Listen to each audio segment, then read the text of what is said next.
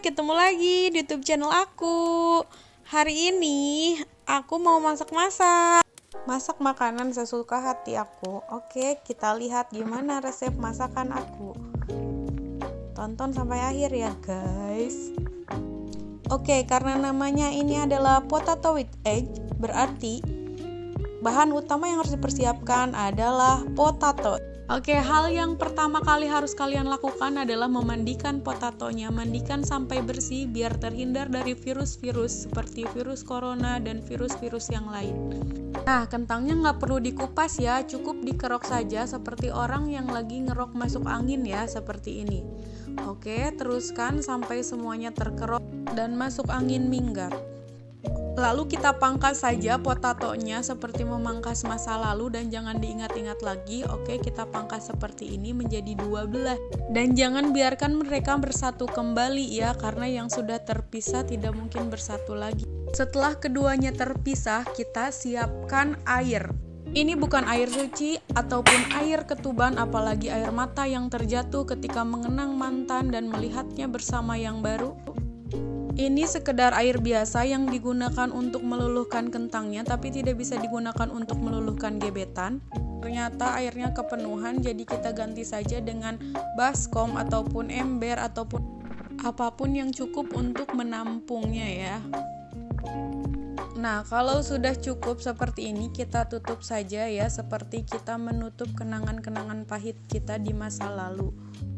Oke guys, di sini saya sedang mendidihkan air, bukan karena hati saya yang sedang mendidih, tapi ini akan saya gunakan untuk memasak ayam ini. Kenapa ayam ini saya masak? Karena video ini adalah video memasak. Ya guys, ayam ini akan saya rebus untuk nanti saya jadikan sebagai isian dari potato with egg-nya. Sebelum ayamnya matang dan dipindang orang, kita siapkan dulu bahan-bahan yang lain seperti wortel, kol, dan cabai. Kemudian kita iris-iris ya, tipis-tipis, tapi jangan terlalu tipis. Secukupnya saja atau seperti ini. Bolehlah nyontek-nyontek dikit seperti ini. Ya guys, sepertinya ayamnya sudah matang. Kita angkat pakai capitan karena ini tidak berat. Kita cincang-cincang. Wah guys, kentangnya juga hampir matang, ini sudah setengah matang tapi dia belum terlalu matang, masih harus mencari jati diri. Kita angkat saja dia dan kemudian kita kerok menggunakan alat seadanya ya. Di sini saya menggunakan sendok untuk mengeroknya. Seperti ini ya cara mengeroknya, tapi jangan sampai terlalu tipis mengeroknya. Nah, sisakan seperti ini. Tapi dalamnya jangan dibuang ya, kasihan. Kita peyek-peyek saja, dempek-dempek atau penyek-penyekin ya dalemannya ini. Setelah selesai, kita siapkan 1 butir telur, kemudian kocok-kocok sampai dia mengental dan sampai dia menyatu. Kemudian tambahkan sedikit garam ya, pure ya. Oh, kurang dikit lagi. Oke, tambahkan. Kemudian kita tambahkan juga mecin. Mereknya apapun itu, dikit aja mecinnya, jangan jadi generasi mecin. Kemudian setelah itu kita tambahkan juga bawang putih. Oke, pure. Oke, lalu setelah bawang putih tambahkan juga, ini dia, mana sih videonya lama. Hei, tambahkan apa? Nah, ini dia, tambahkan lada putih. Mungkin dia lagi mikir harus menambahkan apa.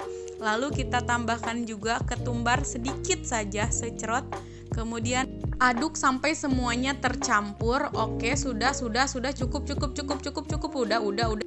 Disuruh udah malah terus nyampurin. Oke.